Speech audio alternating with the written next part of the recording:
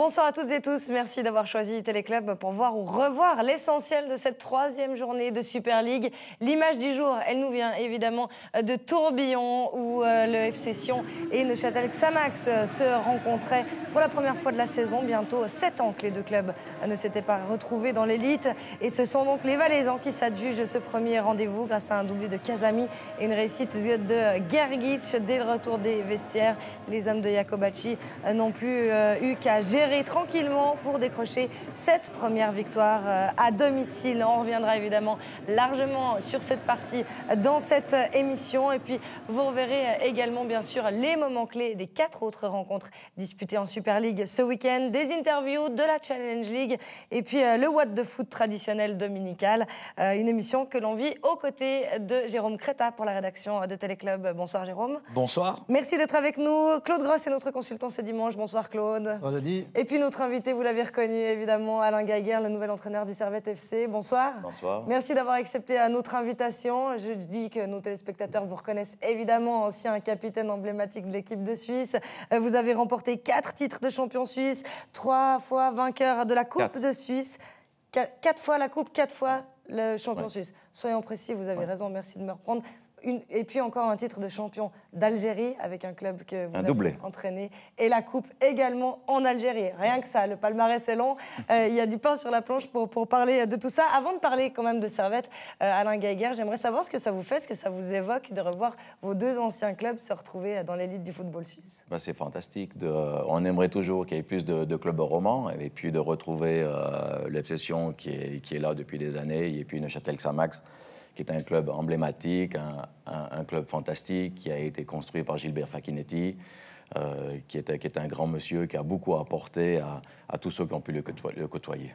Alors, on va profiter de votre présence, Alain Gaguerre, pour commencer, une fois n'est pas coutume, avec la Challenge League et d'abord le Lausanne Sport, Jérôme Créta, qui a fait un carton plein hier à la Pontaise.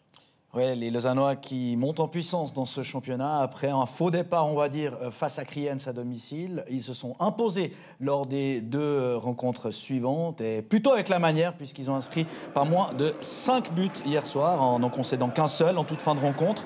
Les hommes de Contigny ont mis 6 minutes seulement pour ouvrir le score par l'intermédiaire de Geisman. Le deuxième tombe quelques secondes avant la pause avec Rapp plutôt décevant ces dernières semaines, qui n'a en l'occurrence plus qu'à la mettre au fond. Et puis en deuxième période, à l'heure de jeu pour être précis, c'est le jeune défenseur Losli qui inscrit le 3e. On retrouvera ensuite Jetta et Rapp encore une fois à la conclusion des 2 derniers buts marqués en moins de 6 minutes, alors que Chiasso réduira le score en toute fin de partie, mais on ne passera pas ce but des Tessinois. Claude, 3 matchs, 7 points pour le LS, un départ quasi parfait. Oui, quasi parfait. On se rappelle du premier match où c'était injouable et les conditions, c'était très difficile pour un match de reprise et les conditions qu'on connaît. Donc après ça, ils ont gagné à Vaduz et là, c'était un match entre guillemets piège à la maison où il ne fallait pas se louper contre Chiasso et ils ont fait le job. Alain, avec cette victoire, les Lausannois prennent la tête de la Challenge League. Est-ce qu'à votre avis, ça sera votre principal contradicteur cette saison ? Disons que c'est assez logique que Lausanne se retrouve là. Ça fait 2 saisons qu'ils ont joué en Super League, donc ils ont gardé quand même une grande base de leur groupe de la saison passée. Il y a des nouveaux joueurs, apparemment ce sont des excellents joueurs qui sont venus. Et c'est assez logique qu'on retrouve, quand vous gagnez à Vaduz, c'est déjà un signe que vous êtes une équipe assez solide. Et je crois que ça va être l'équipe favorite dans ce championnat de Challenge League. Une soirée idéale pour le Lausanne Sport samedi, mais ce retour en Challenge League est évidemment un faux pas dans les ambitions du club. Comment s'est-on adapté à l'interne? Le LS souffre-t-il de cette descente? Loïc Refait était en tribune hier soir pour tenter d'y répondre. 1955, c'est l'affluence de ce LS Chiasso. La saison passée, ils étaient le double, en moyenne 4000 à garnir les gradins de la Pontaise. Le club fait face à un défi de taille, garder ses supporters malgré la descente. David Thompson, à la tête du club depuis le mois de novembre, n'avait pas prévu cette relégation, mais il y voit l'opportunité de reconstruire depuis la base. Le budget annuel, non communiqué, mais estimé à quelques 25 millions par l'AGFI, reste inchangé.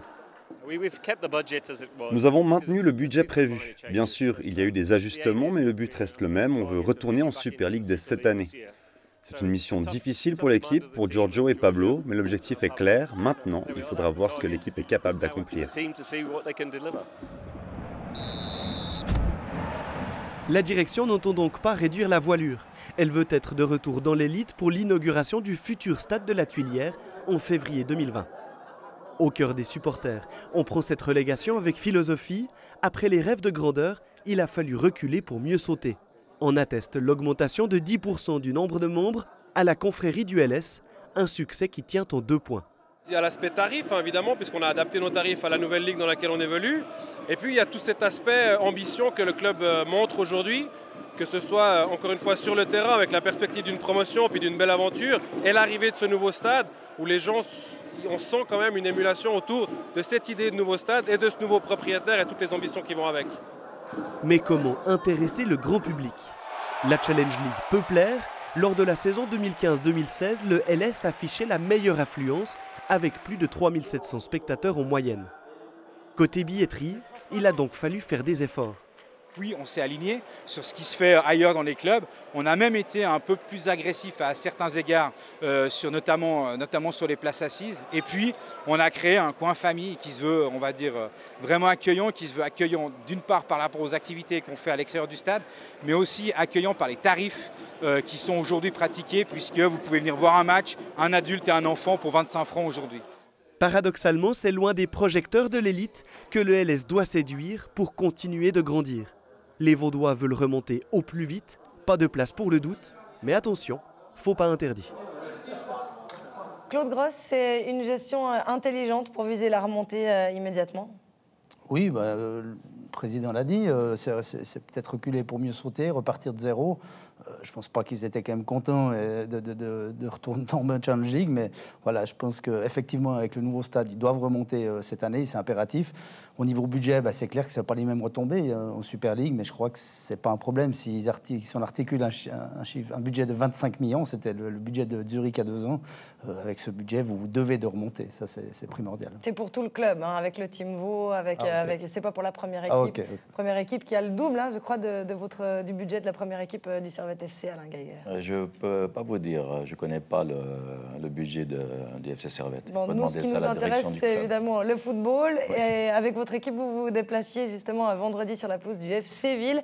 Et Jérôme Créta, après 2 victoires en début de championnat, le Servette FC s'est incliné pour la première fois. Petit coup d'arrêt pour les Genevois lors de cette 3e journée face à un adversaire coriace qui plus est sur une pelouse synthétique. L'ouverture du score est concédée par Servette après 15 minutes, une réussite de Brighton Moser. Les Grenats auront ensuite le mérite d'égaliser en toute fin de période avec un très joli but et important but d'Anthony Sautier. Et puis à l'heure de jeu, le défenseur valaisan sera moins heureux, un peu large au marquage sur ce centre au 2e poteau, ce qui permet, on le verra un petit peu plus tard, à Chepi de donner la victoire au FC Ville. Alain, est-ce que cette défaite vous rend inquiet pour la suite ? Non, ça ne me rend pas inquiet. Simplement, on a commis 2 grosses erreurs défensives qu'on n'avait pas fait les premiers matchs. Et ça nous a coûté cash, 2 buts. Des erreurs un peu de débutants qu'on ne doit pas faire à ce niveau-là. Sur le premier centre, on loupe carrément, les 2 défenseurs centraux loupent les ballons, les dégagements. Et sur le deuxième, on s'est fait prendre un 3 contre 2 sur le côté. Personne n'a suivi le joueur qui est parti en profondeur, qui a contourné toute la défense. Ils ont eu 3 occasions, ils ont marqué 2 buts. On a eu 60% de ballon. Les premiers matchs, c'est les adversaires qui avaient plus le ballon. On a gagné nos matchs. Là, on a peut-être voulu faire trop. Et puis, on avait le ballon, on a fait du jeu, mais sans être vraiment efficace. Et c'est eux qui ont été très efficaces dans leur jeu. Et avec des erreurs, on a payé cash. On aurait pu revenir normalement avec 1 point. Je pense que plus, pas, mais logiquement avec un match nul. Mais si vous prenez 2 buts à l'extérieur, c'est très difficile de marquer 3 buts. Les premiers points perdus, combinés à quelques joueurs importants blessés, est-ce que ça va contraindre le FC Servette d'être encore actif dans ce mercato estival ? Là, on verra. Je pense que pour tous les clubs, jusqu'à ce que la période des transferts est ouverte, c'est-à-dire fin août, on recherche encore quelqu'un sur le plan offensif. On ne sait pas si on va le trouver, mais la cellule technique, cellule de recrutement est en marche pour essayer de trouver un joueur supplémentaire d'attaque. C'était justement une des questions qui vous était adressée via notre page Facebook par Michael. Voilà que vous lui avez déjà répondu, c'est parfait. Quels sont, Alain Geiger, peut-être après ces 3 premiers matchs de championnat, les points que vous souhaitez améliorer très rapidement? Disons, on sait que pour jouer les premiers rôles en Challenge League, il faut un bloc offensif fort. Et il faut marquer des buts, il faut s'imposer. Donc, il faut des joueurs offensifs et il faut des garçons qui peuvent les mettre au fond. Donc là, on perd dans Schalke et Wüttrich, qui fonctionnait bien. On a vu déjà sur le 3e match, sans Wüttrich et Schalke, qui ont été des joueurs moteurs et qui ont déclenché l'offensive les 2 premiers matchs, on a été absent, en tout cas 45 minutes sur la première mi-temps à Ville. Et puis on remarque que c'est le latéral droit qui a marqué, qui est sautier. C'est pas interdit que les défenseurs marquent, mais c'est pas tellement nos joueurs offensifs qui sont mis en évidence lors de ce match. Alain Geiger, vous qui avez porté 5 saisons le maillot de Servette, qui avez gagné un titre et une coupe avec ce club, est-ce que c'était un espoir, un rêve secret que vous nourrissiez depuis longtemps de vous asseoir un jour sur le banc de cette équipe? Disons que c'est vrai qu'on a toujours envie de pouvoir, quand on a joué dans un club, si on pratique ce métier d'entraîneur, de pouvoir aussi entraîner un jour ces clubs où j'ai joué. Et puis j'ai trouvé que cette harmonie, ce challenge, il était intéressant pour moi. Et c'est pour ça que je me suis présenté à Servette et avec les dirigeants, on a trouvé une solution pour que je puisse entraîner l'équipe de Servette. Et ça me fait énormément plaisir. Effectivement, quand on a été joueur, on a l'impression, et j'ai ce sentiment, d'abord, je connais bien la maison, je connais bien la mentalité, je connais bien l'histoire du club. Je connais tous ces présidents qui ont porté le club très haut. Et puis, on a envie de continuer d'apporter quelque chose et puis d'aller le plus haut possible. Alors, c'est un super challenge pour moi. Est-ce que ça ne met pas justement une pression supplémentaire, cette histoire, vous qui avez, j'espère que cette fois-ci que mes fiches sont correctes, 139 matchs de libéraux au Charmy, qui avait connu les grandes années de Servette. Est-ce qu'aujourd'hui que vous êtes à sa tête, ça ne vous met pas un petit stress supplémentaire que quelqu'un d'extérieur n'aurait pas? Oui, mais aujourd'hui, l'histoire du club, on ne peut pas remonter qu'avec l'histoire du club. Je crois qu'il faut construire quelque chose de nouveau. Ces jeunes joueurs qui sont là, et puis moi avec mon staff technique et avec la nouvelle direction. Ce club est en marche depuis 2 ans. Parce qu'ils ont un projet sportif déjà avancé déjà depuis 2 ans. Ils sont arrivés à stabiliser le club financièrement, ce qui est déjà très important. Ils avaient un petit peu marre d'avoir des gens qui débarquent dans les clubs et ils font des années et puis après il y a des chutes financières ou des choses comme ça. Donc le club financièrement est stabilisé. Maintenant reste le sportif. L'année passée, ils ont fini 3e. Et puis il faut construire, il faut développer le sportif, il faut travailler, gagner des matchs.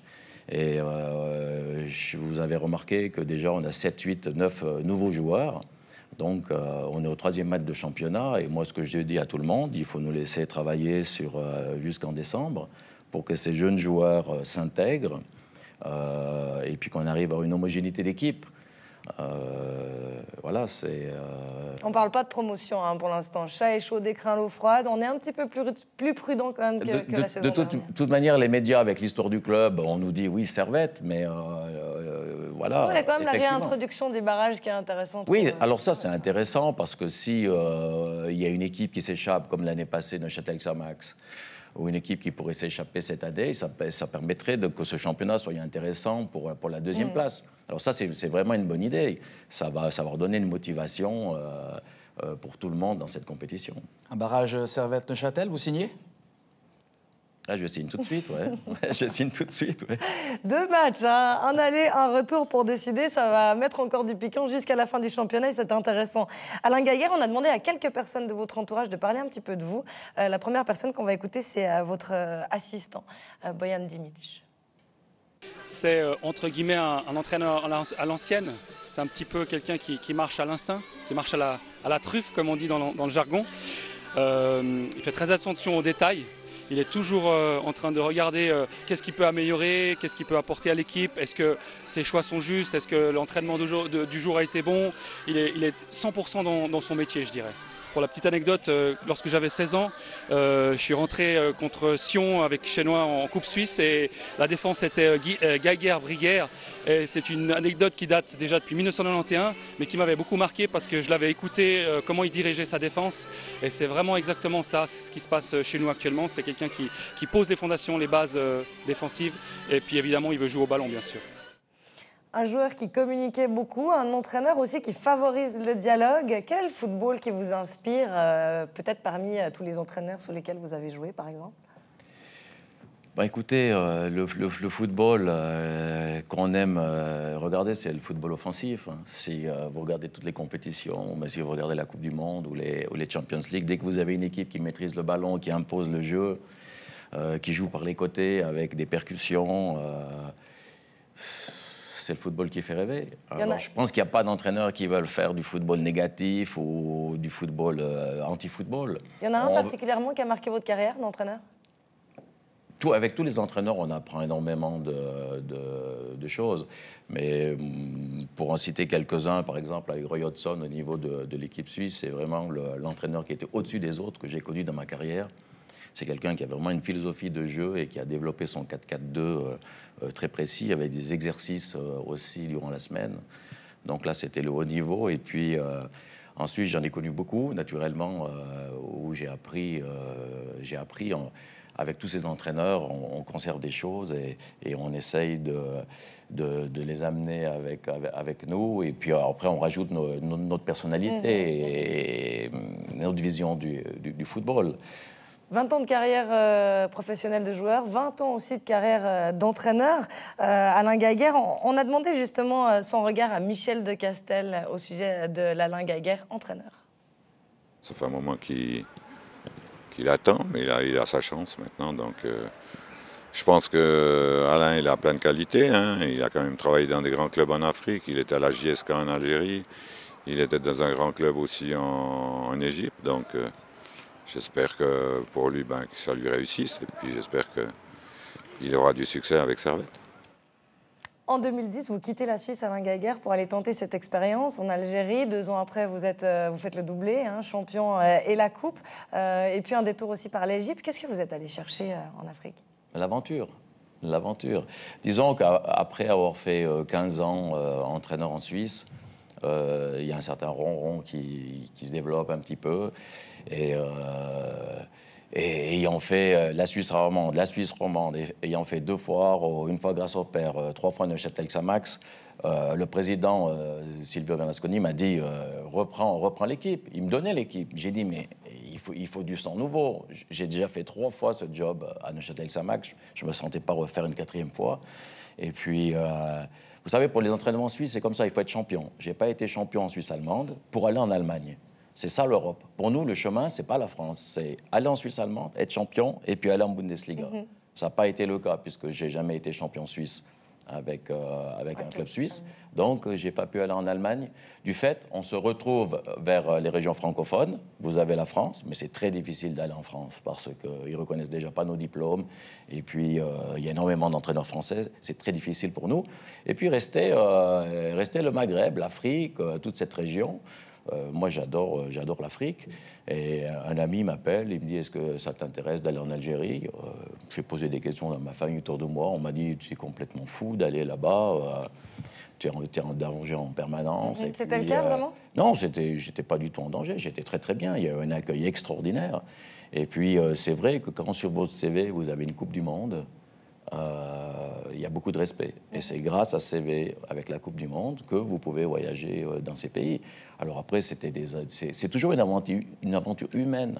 Ça a changé votre vision du football et aussi l'homme que vous êtes? Oui, ça a changé, ouais, effectivement. Et puis bon, c'est la passion dans ces pays. Hein. Ils ont pratiquement que ça. Les gens, pour sortir de la misère, pour se retrouver ensemble, c'est le football de rue. C'est des notions que j'aime. Moi, je viens du football de rue.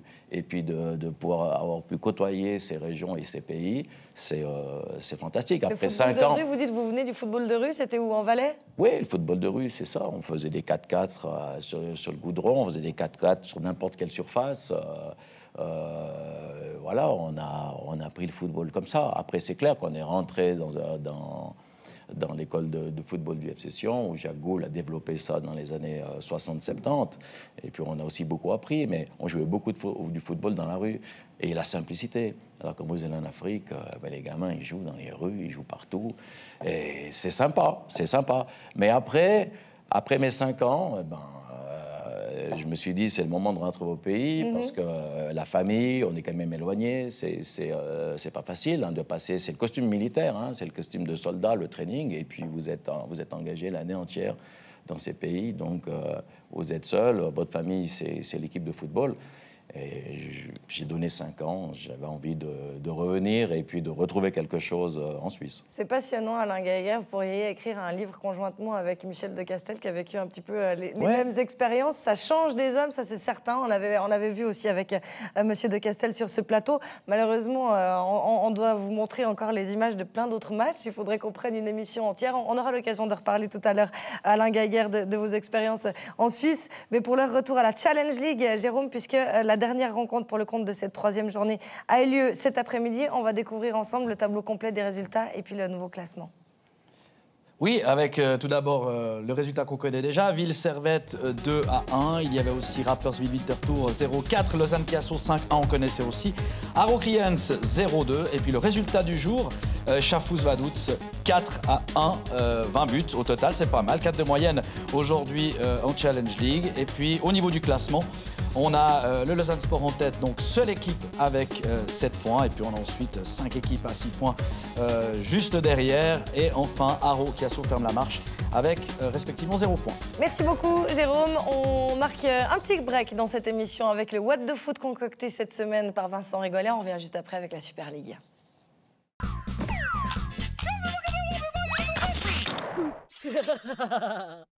Faut pas nous dire qu'en Suisse, on peut pas avoir l'arbitrage vidéo.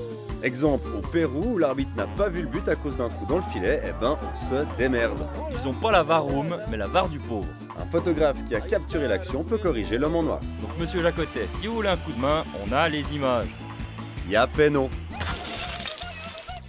Coup de chaud sur les stades suisses. Dans cette période de canicule, le meilleur ami du supporter, c'est le jardinier.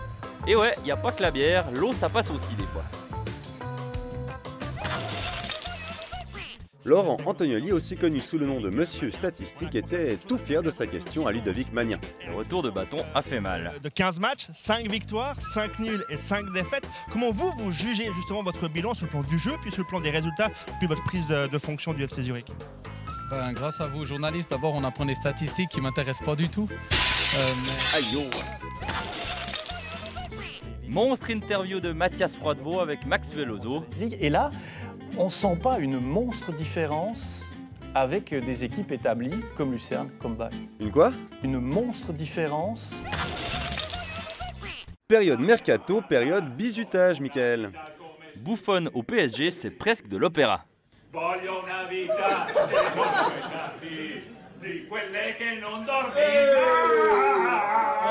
Pour Shaqiri, c'est un peu moins réussi sur les 3 petits oiseaux de Bob Marley. Donc c'est pas 3 petits aigles. Oh.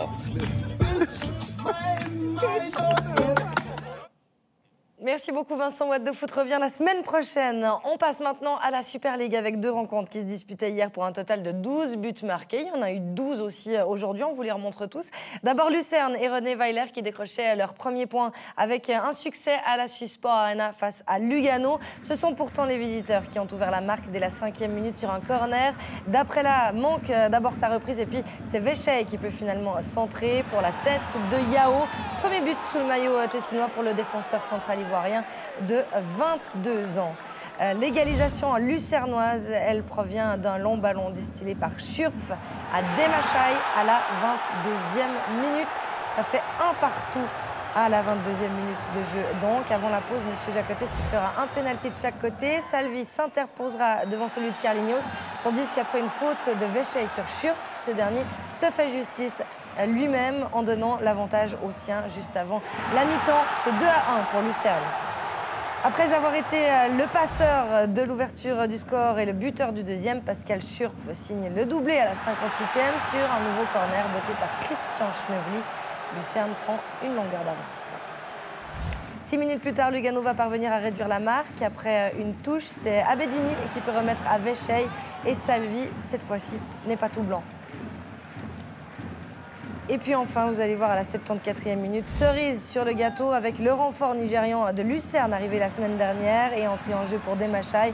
Un numéro de grande classe pour enrhumer toute la défense tessinoise et signer le 4-2, un jeune joueur prometteur qui vient renforcer le secteur offensif lucernois. Il faudra le garder à l'œil. Alors qu'en défense, René Weiler compte de nombreux blessés. Ces 3 points lui permettent de respirer mieux, surtout avant d'accueillir la semaine prochaine IB. Lugano, pour sa part, se mesurera à Getse dans un duel de fond de classement le week-end prochain. Grasshopper qui n'a, Jérôme, rien montré sur la pelouse du Parc Saint-Jacques hier soir. Les Sauterelles qui n'ont toujours pas débloqué leur compteur après 3 journées de championnat. Mais il faut dire que hier soir, il y avait en face un excellent gardien, à savoir Jonas Omlin, auteur de 3 parades décisives. Tout d'abord, un coup franc, à un moment crucial de la rencontre. Il y avait 2-0 à ce moment-là en faveur de Bâle. Et 2 autres sur penalty, un de chaque côté. Et là, c'était en toute fin de partie. Claude, vous qui avez côtoyé le portier bâlois lorsque vous entraîniez Le Mont, vous le voyez aller jusqu'où ? Eh ben, je ne suis pas surpris, je ne vais pas mentir. Il était venu faire une saison, se donner du temps de jeu chez nous. Beaucoup de gardiens arrivent en Super League, je pense à Maisonial, là, passé tout frais, et vous faites une bourde, et souvent on l'a payé cher. Il nous a fait 2-3 bourdes, rassurez-vous, en Challenge League, mais il a pris. Il a pris et il a fait une superbe saison à Lucerne, et là, il est en train de confirmer l'arrêt qu'il fait sur le coup franc, parce que les pénaltys, c'est une chose, mais le coup franc qui laisse balle dans le match, parce que s'ils prennent le goal là à 10... c'est compliqué. Alors, on m'a dit qu'il n'avait pas anticipé, que c'était le côté facile, mais bon, justement, s'il avait fait le pas de côté, c'était goal. Il a fait un arrêt incroyable et sur le contre, Bâle a gagné, donc a marqué. Donc il a été incroyable hier soir. Alors on va le voir, Omlin n'a pas pu tout arrêter. Il a quand même concédé 2 buts hier soir. Score final 4-2 en faveur du FC Bâle. On va revoir ensemble ces buts. Les Bâlois qui ont très bien dans la partie et qui ouvrent le score à la 8e minute déjà grâce à Zoufi. Le 2-0 sera inscrit un tout petit peu plus tard par un autre cadre du FCB, à savoir Fabian Frey. Qui tombera 5 minutes avant la pause. À noter également l'expulsion suite à 2 cartons jaunes de Kumart à la 62e minute. Et c'est justement à ce moment-là qu'Omlin effectuera son premier arrêt important qu'on a vu tout à l'heure sur coup franc. Dans l'enchaînement, Ayeti en profitera pour inscrire le 3e et Van Volkswinkel le 4e. On se dit alors que l'affaire est dans le sac. Mais c'est sans compter l'orgueil des Zurichois qui se créeront plusieurs possibilités en fin de partie, dont les buts de Baoui et Juricine. Et puis les 2 pénaltys qu'on a vus tout à l'heure, bien stoppés par Omlin. Claude, ça paraît compliqué quand même ce début de saison pour Grasshopper. On parle régulièrement de Xamax, de Thun, et puis on a peut-être oublié un peu vite Grasshopper qui pourrait jouer pour ces 2 dernières places, ou contre ces 2 dernières places. Oui, moi je les avais mis juste au-dessus du barragiste. Ils ont un début difficile. Ils ont été à IB, ils ont joué le derby contre Zurich où ils font pas un mauvais derby, ils se retrouvent après à 10 et ils craquent en fin de match. Et là vous allez à Bâle qui doit se remettre dans le droit chemin. Donc ils n'ont pas un début facile. Il y a le retour de Nouma Lavanchi, je pense qu'il va leur faire du bien. Il y a Tarachai qui va revenir également. Mais c'est vrai qu'ils ont, avant ce match, ils n'avaient pas marqué. On pensait que ça allait nouveau être le cas. Mais ils ont quand même réagi. Je pense qu'ils ont les moyens de se relever. Mais c'est clair que c'est un début difficile. Et quand vous commencez à l'envers, c'est dur inverser la tendance. Alain, Grasshopper n'occupe pas vraiment une position qu'on avait l'habitude de voir dans les années 90. Vous connaissez bien ce club à l'époque. Oui, oui. Bon, il y avait beaucoup plus de stabilité au niveau de la direction. Là, ces dernières années, il y a beaucoup de changements, il y a beaucoup de bagarres à l'interne qui fait un petit peu d'instabilité dans le club et il y a énormément de changements de joueurs. Donc, il faut un peu du temps pour des équipes qui changent beaucoup de joueurs chaque année pour trouver un bon rythme de croisière au niveau du jeu. Et là, ça arrive que des équipes ont des départs difficiles et ils devront travailler, s'accrocher, mais ils vont sortir de ce genre de trou. Et puis remonter, ça, certainement. Mais c'est vrai que c'est désagréable quand on fait un mauvais départ. Peut-être que vous aurez à affronter Getse en barrage. Là aussi, vous signez ? Oui, on n'est encore pas au barrage. Moi, je préfère voir décembre, jouons nos matchs et puis on verra On verra la situation. C'est certain, on est qu'à la 3e journée, ne nous emballons pas. Hein. Pendant ce temps-là, le FC Saint-Gall lui fait éliminer jeudi en Norvège dans le 2e tour de qualification de la Ligue des Champions. Saint-Gall qui retrouvait le championnat cet après-midi, Jérôme, avec la réception du FC Thun. Et qui avait à cœur de réagir suite aux 2 défaites consécutives concédées par les Saint-Gallois, une fois en championnat face au FC Sion et une deuxième fois, on l'a dit, en Norvège. Et puis, on entre dans la partie là aussi rapidement. 4e minute de jeu, ouverture du score Saint-Galloise, coup franc de Kukuruzovic. Et on va le voir, un mur, on va dire, un peu défaillant, voire inexistant, un ballon dévié par Souter. Et puis, le gardien qui est pris à contre-pied. Ce sont les premières minutes de jeu pour Kukuruzovic, qui était sur le banc lors du premier match et même pas convoqué face au FC Sion. Kukuruzovic qui va d'ailleurs s'illustrer une deuxième fois. Cette fois, c'est imparable, c'est absolument limpide et c'est le 2-0 après un mauvais renvoi de Facchinetti de la tête. Une frappe qui heurte le poteau et qui laisse évidemment Pontois, le gardien du FC Thun. Et puis juste avant la pause, il y aura le 3e. Cette fois, c'est pour Eton. Ça change un petit peu, mais par contre, c'est quand même sur un service de Kukuruzovic. Une frappe sèche au premier poteau. Là aussi, c'est compliqué pour Guillaume Febvre. Ça fait 3-0 à la mi-temps. On se dit à ce moment-là que les carottes sont cuites. Et puis... on atterrit soudainement à la 75e minute de jeu pour voir une réaction du FC Thun avec le buteur maison. C'est d'ailleurs son 2e but de la saison. Sorgic, suite à un service de Salanovic. Et puis ensuite, une défense qui cafouille un tout petit peu. On se dit à ce moment-là que finalement, il y a encore peut-être une possibilité pour la formation de Mark Schneider alors qu'on revoit cette réduction du score. Et puis 4 minutes plus tard, il y aura le 3-2, Salanovic. Il faut préciser que Salanovic était rentré à la 67e minute. Un goal, un assist. Service de Carlon après une frappe contrée. Et ça fait donc 3-2. Il restait à ce moment-là un peu plus de 10 minutes. Mais malheureusement pour le FC Thun, il n'y aura pas d'égalisation dans cette partie. On reste donc à 3-2. Thun qui a réagi, Claude, mais un tout petit peu trop tard. Ouais, on avait dit avant le match qu'avec cette équipe de Thun, on n'osait plus donner de pronostics. On pensait à la mi-temps que c'était plié, ils étaient inexistants. Est-ce qu'ils font des fois en championnat, une fois bien, une fois moins bien? Ils l'ont fait dans le même match. Ils ont fait une bonne deuxième mi-temps et c'est passé à 2 doigts qu'ils reviennent avec un point de Saint-Gall qui aurait été venu de nulle part.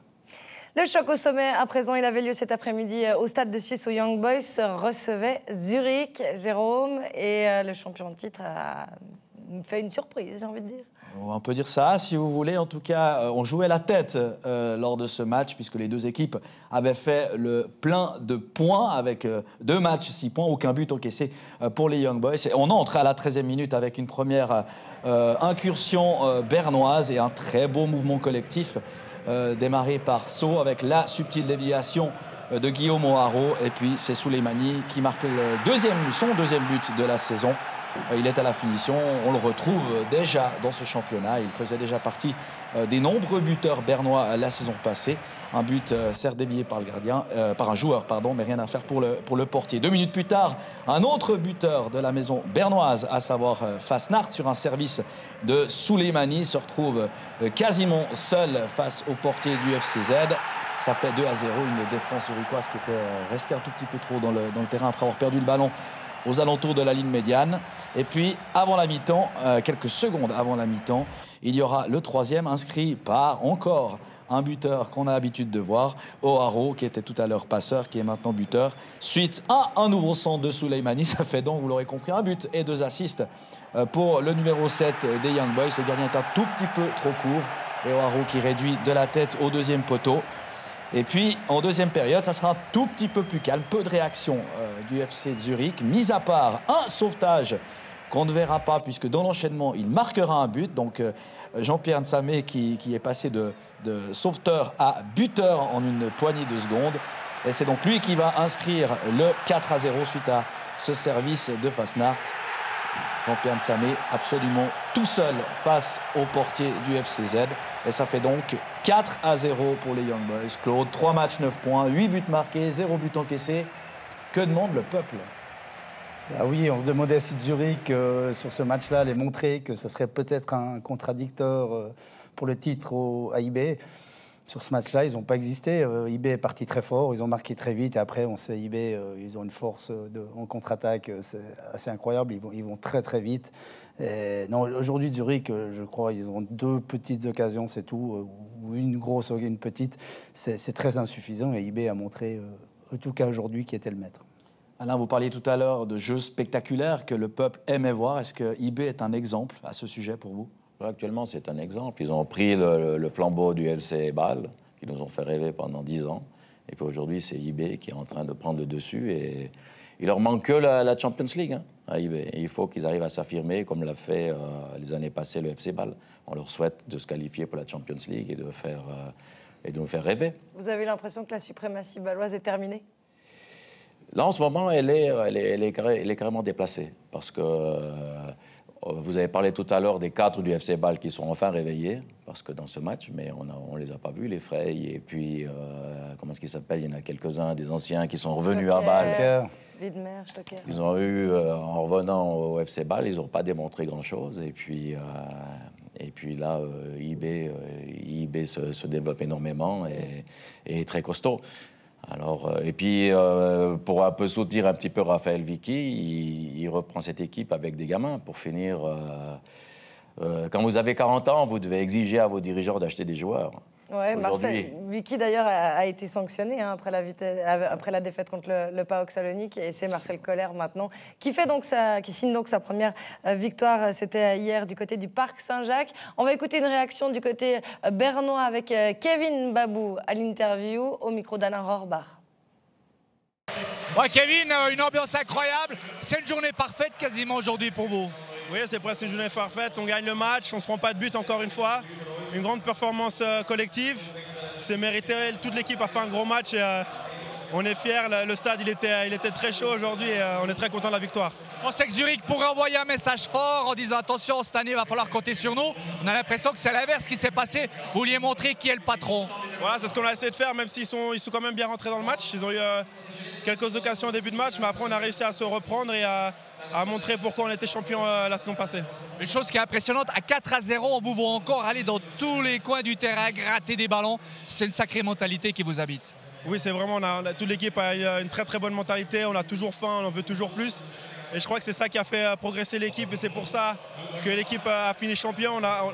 On ne s'est jamais satisfait de ce qu'on avait, on voulait toujours plus. Et voilà, c'est ce qu'on a réussi à montrer aujourd'hui. Félicitations. Merci beaucoup. Young Boys qui tient donc sa revanche après la défaite. C'était dans la finale de la Coupe de Suisse à la toute fin de saison dernière. On va vous montrer à présent des images qui ont été tournées juste après l'interview de Kevin Babou.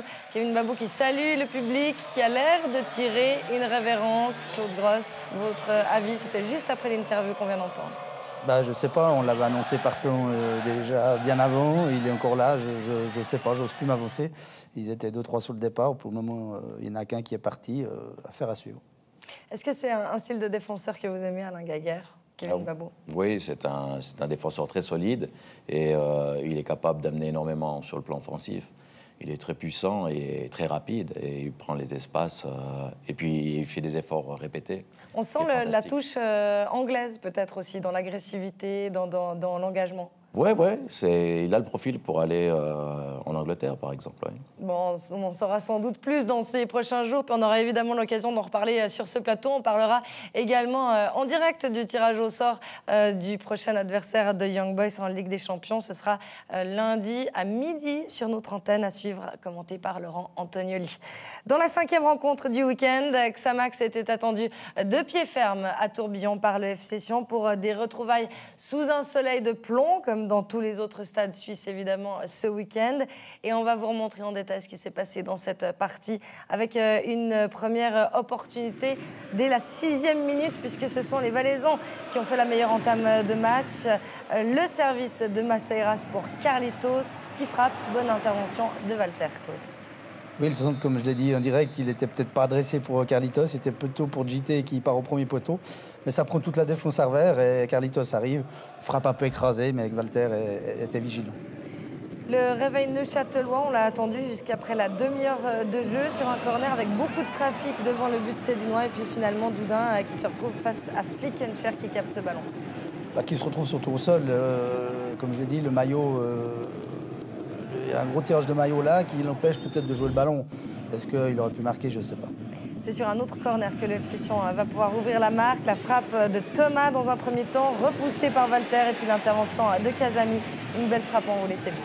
Ouais, magnifique but, mal repoussé par Walter. Hein. Il faut dire, il ne bloque pas, il ne boxe pas, il fait quelque chose entre deux.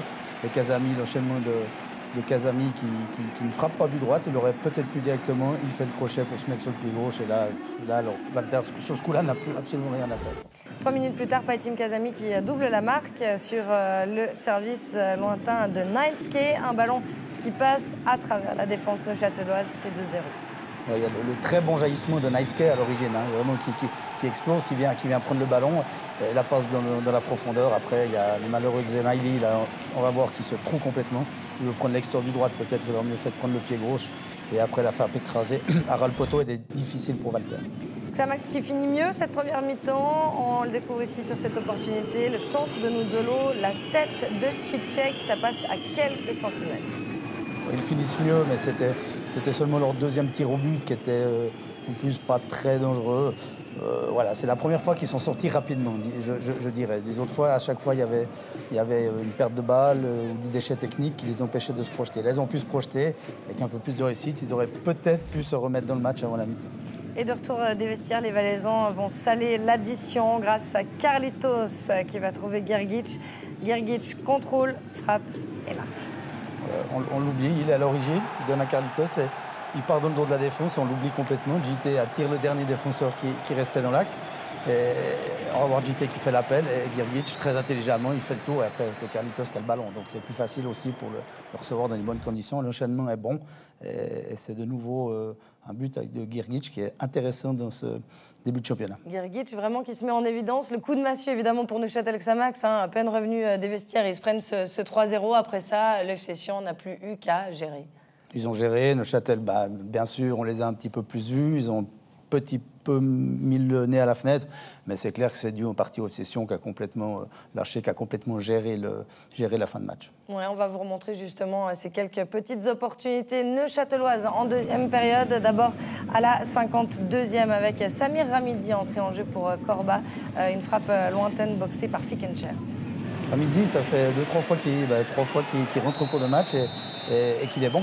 Qu'il est pas étonnamment bon. Il est plus décisif, je trouve, que quand il rentrait en Challenge League. Il fait à chaque fois la différence. C'est intéressant.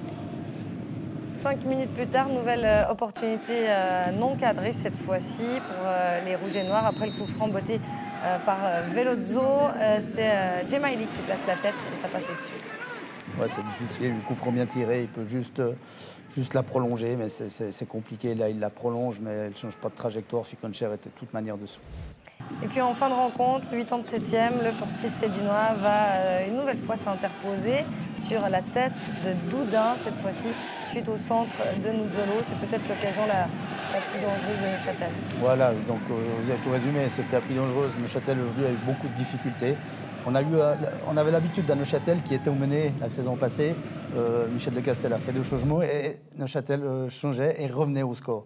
Et là, c'est clair qu'il y a le 3e but en début de deuxième mi-temps, mais on a vu un Neuchâtel qui avait quand même plus de difficultés à renverser des situations. Face à un très bon FC Sion, il faut quand même le souligner. Alain Geiger, au vu de ces moments clés de la rencontre, pour vous, Sion, la victoire de Sion est largement méritée? Oui, c'est logique. Il y a eu un très bon FC Sion, et puis apparemment, cette année, les transferts ont l'air supérieurs que les années passées. Sur ce que j'ai vu, il y a des joueurs intéressants qui vont encore monter au FC Sion. On a vu que l'impact physique dans les duels, par exemple sur le 3e but, quand justement l'arrière central, Netske, là, il intercepte, il y a une présence physique de ces joueurs de Sion qui était supérieure à Neuchâtel Xamax. C'est un peu normal, Neuchâtel Xamax, parce qu'ils vont faire un petit peu leur arme en Super League. Ils ont déjà joué des matchs intéressants. Ils avaient 4 points avant d'aller à Sion. Et puis, ils vont se retrouver dans des situations comme ça où ils vont faire des bons matchs, où ils seront dans le coup, où tout d'un coup, ils seront un petit peu dépassés. Parce que la Super League, ça va plus vite. Et puis, les duels, c'est plus costaud. Et puis, si on regarde tous les résultats aujourd'hui, personne n'est arrivé à revenir. Toutes les équipes ont été menées à la marque. Ça a déroulé, il y a eu des 2, 3-0, des 4-0. Personne n'a pu revenir dans les parties. Alors que Xamax le faisait la saison dernière, dans le dernier quart d'heure, mais cette fois-ci, c'est clairement un niveau en dessus. Oui, il faut un temps d'adaptation aussi pour l'équipe de Neuchâtel dans ce nouveau championnat pour eux. Claude, que doit améliorer Neuchâtel Xamax pour la suite ? Ils doivent continuer à faire ce qu'ils ont fait sur les 2 premiers matchs. Comme l'a dit Alain, forcément, il y aura des matchs plus compliqués, je le répète, contre un très bon FC Sion à la maison, qui devait se racheter. Michel de Cassel sait parfaitement ce qu'il doit faire, c'est continuer sur ce qu'ils ont fait. On avait prévenu qu'il y aurait des passages plus difficiles. Ils vont retrouver des joueurs qui étaient blessés. Je pense qu'ils ont les moyens de s'en sortir en faisant ce qu'ils savent faire, ne pas surjouer. Et aujourd'hui, c'était plus compliqué, mais il ne faut pas s'affoler. Côté C'est du Noir, on va écouter la réaction de l'auteur du doublé de cet après-midi. C'est Païtim Kazami au micro de Daniel Romano. Païtim Kazami, félicitations pour cette victoire. Vous marquez un doublé. Qu'est-ce que ça vous fait sur le niveau personnel? Ça me donne beaucoup confiance. Bien sûr, on travaille dur pendant la semaine. Et à la fin, si tu prends les 3 points et tu l'aides l'équipe pour marquer des buts, c'est encore mieux. C'est un nouveau Païtim Kazami cette saison? Oui, regarde, j'ai beaucoup travaillé dans le stage. J'aime pas bien beaucoup parler autour du terrain, je veux bien parler avec les performances. Et je pense que de niveau de présentation, j'ai toujours être au top. Et si je joue pas bien, c'est toujours, oui, quand tu marques les buts, c'est normal. Aujourd'hui, vous étiez au top. Sion a été au top. Cette victoire, la première à domicile, elle fait beaucoup de bien. Oui, bien sûr. Regarde, on a beaucoup souffert dans ce match. On savait que ça va être un match difficile. C'est pour tous les 2 équipes ce qui faisait une chaleur. Et on savait qui marque le premier but, ça va donner un peu de tranquillité. Et après, bien sûr qu'il ne faut pas lâcher et chercher le deuxième but. Et ça a été tout bien. Merci beaucoup. Voilà, 3 points bons pour la confiance du club valaisan et 2 buts bons pour la confiance évidemment de Païtim Kazami. Côté Neuchâtelois, on va écouter maintenant le capitaine Laurent Walter. Laurent Walter, ces 2 buts coup sur coup en fin de première mi-temps vous font très mal. Oui, c'est clair, on l'a vu par la suite que voilà, ça a mis, on va dire, en difficulté tous nos plans, tout ce qu'on avait fait jusque-là. Je pense qu'on avait disputé une bonne première mi-temps avec nos armes, avec des objectifs qu'on s'était fixés. Et puis voilà, c'est vrai que ces 2 buts coup sur coup, voilà, ça donne confiance évidemment au Cédunois. Et puis nous, ça nous met un petit peu la tête en bas avant de rentrer dans les vestiaires. Et puis voilà, c'est des choses qui arrivent, ma foi, maintenant il faut aller de l'avant. Ces petites erreurs individuelles qui sont commises sur les 2 premiers buts, ça se paye cash en Super League? Oui, évidemment. Je pense qu'après, il y a aussi toujours une petite part de chance dans le football. Chaque match a son histoire. Probablement que contre le FC Lucerne, notre première sortie, et puis face au grand FC Bâle à la maison, on avait probablement commis aussi des erreurs. Un match parfait, ça n'existe pas. Aujourd'hui, c'est la première fois qu'on les paye comptant, qu'on les paye cash. Voilà, on apprend. On est un groupe qui vient d'arriver en Super League. Mais je crois qu'on a suffisamment d'intelligence dans notre vestiaire, suffisamment d'expérience pour voilà, encaisser la critique, savoir ce qu'on a fait de bien et évidemment ce qu'on a fait de moins bien. Visionner les images tranquillement demain ou peut-être mardi et puis se remettre au boulot, aller de l'avant pour essayer de faire les 3 points face à Thun à la maison. Merci beaucoup. Voilà pour la réaction de Laurent Walter après cette première défaite concédée par Neuchâtel Xamax. Alain Geiger, vous qui avez porté les maillots de Neuchâtel et de Sion, quel est le souvenir footballistique sous l'un ou l'autre de ces maillots dont vous êtes le plus fier? Ouf, alors beaucoup de bons souvenirs, c'est-à-dire qu'avec Sion, ça a toujours été, il y a eu toujours une grosse épopée avec la Coupe de Suisse où j'ai fait 3 participations. Et puis, mais l'année très importante pour moi à Sion, c'est l'année du premier titre de champion. Parce que là, c'était en 91 et sous l'ère Trocero. Et là, on est arrivé à décrocher notre premier titre national. Alors ça, c'est quelque chose. Il y en a 2 titres dans l'histoire du club. À ne pas oublier, on parle beaucoup des 13 étoiles. On parle que de la Coupe et jamais du championnat. Et 92 et 97, hein, titre de champion. Ouais, voilà. Et puis, Neuchâtel Xamax, on m'avait recruté pour venir remplacer Uli Stilicke, qui avait l'arthrose à son genou, qui est un grand joueur allemand qui a joué au Real de Madrid. Et puis, Xamax avait fait champion l'année d'avant. Et puis, je suis venu renforcer cette équipe et j'ai obtenu aussi le titre la deuxième année avec Neuchâtel Xamax. C'est les 2 titres de l'histoire de Neuchâtel Xamax. Vous parliez tout à l'heure du challenge que vous avez en tant qu'entraîneur de réussir là où vous aviez réussi, dans les clubs dans lesquels vous aviez réussi en tant que joueur. Est-ce que le but ultime pour un joueur valaisan, c'est de soulever la coupe avec le FC Sion en tant qu'entraîneur? Bon, c'est quelque chose qui est mais qui est aussi irréalisable. Parce que c'est quoi la coupe? C'est 5 matchs. Donc, dans une saison, 5 matchs, et ça vous rigole. Si vous êtes bien, les tirages sont bons, et tout d'un coup, vous jouez à la maison, vous pouvez éliminer n'importe qui. Donc, c'est plus vraiment quelque chose qui est exceptionnel, comme c'était par le passé. Parce qu'avant, le FC Sion se nourrissait de cette finale de coupe. Encore aujourd'hui. Mais le championnat, c'est le meilleur à l'année. C'est celui qui est devant à l'année, c'est celui qui gratte les points tous les week-ends, les victoires, qui garde une cadence très forte pour être champion. Et il y a beaucoup plus de reconnaissance. Mais c'est vrai qu'en Valais, c'est très particulier la coupe. Et puis, il la joue toujours à fond et ça marche bien pour le Valais, la coupe suisse. Donc vous diriez pas non, quoi, finalement, pour résumer, Alain Geiger? Non à la coupe? Non, à vous asseoir un jour sur le banc du FC Sion. Ben, disons qu'aujourd'hui, les entraîneurs, on doit voir les choses à court terme. Aujourd'hui, j'ai une mission avec Servette. En plus, c'est un contrat de 2 ans plus 1 en option. Donc, vous vous inscrivez sur le long terme, ce qui est effectivement assez rare. Alors, c'est bien que je puisse expliquer, de parler de ça, parce qu'avec la direction, on m'a engagé pour 2 ans. On m'a dit, vous avez 2 ans pour monter le club en Super League. Donc, c'est une mission sur 2 ans. Ce qui est assez si rare on peut en 2018, réaliser, hein. oui. Non, mais c'est très bien. Je crois que c'était une discussion très, très importante avec la direction et très posée de la part de mes dirigeants. Et on va y travailler et on va s'attacher à faire ça le mieux possible. Ouais. Claude, peut-être, on laisse pas le temps aux gens de faire le travail. Alain Geiger parlait tout à l'heure de la stabilité qu'il y avait à l'époque dans une équipe de Getse qui fonctionnait du feu de Dieu. Aujourd'hui, c'est un problème en 2018 d'avoir des sièges éjectables comme ça pour notamment les entraîneurs, mais aussi les joueurs. Il y a un tournus incroyable. On l'avait souligné l'année passée pour Servette, qui partait avec un handicap par rapport à Neuchâtel, qui était plus dans la stabilité. Et Servette avait rechangé la moitié de l'effectif et le faisait chaque année. Et là, travailler sur 2 ans, ça laisse le temps à Alain Geiger d'amener cette équipe. Si ça se fait cette année, bien sûr qu'il ne faudra pas louper le train, mais si ça se fait sur 2 ans, vous gardez une stabilité. Et les équipes qui ont cette stabilité, elles y arrivent. Donc, Sion, je suis surpris et content on essaie de gagner en stabilité et les résultats suivent. Donc, moi, je suis sûr. Et puis, ces entraîneurs qui sautent après une journée, je ne comprends pas et je ne comprendrai jamais. Quand on vous parle d'Alain Geiger, quel souvenir ça vous évoque, Claude Gross? Moi, c'est pas toute ma jeunesse, parce que je ne suis pas beaucoup plus jeune qu'Alain.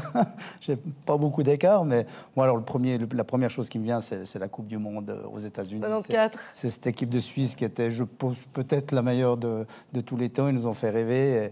Et là, j'étais vraiment un grand supporter. Il y avait 96 aussi, mais...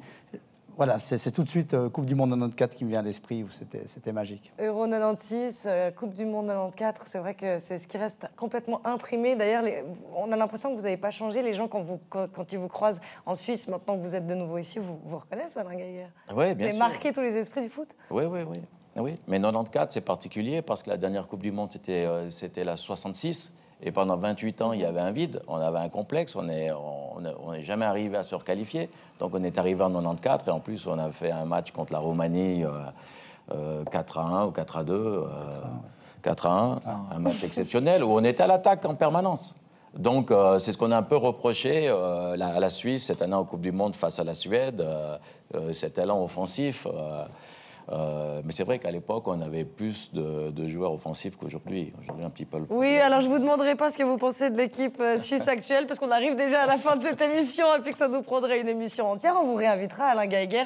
On va faire le point sur les résultats des 5 rencontres disputées ce week-end pour le compte de la 3e journée de Super League avec vous, Jérôme.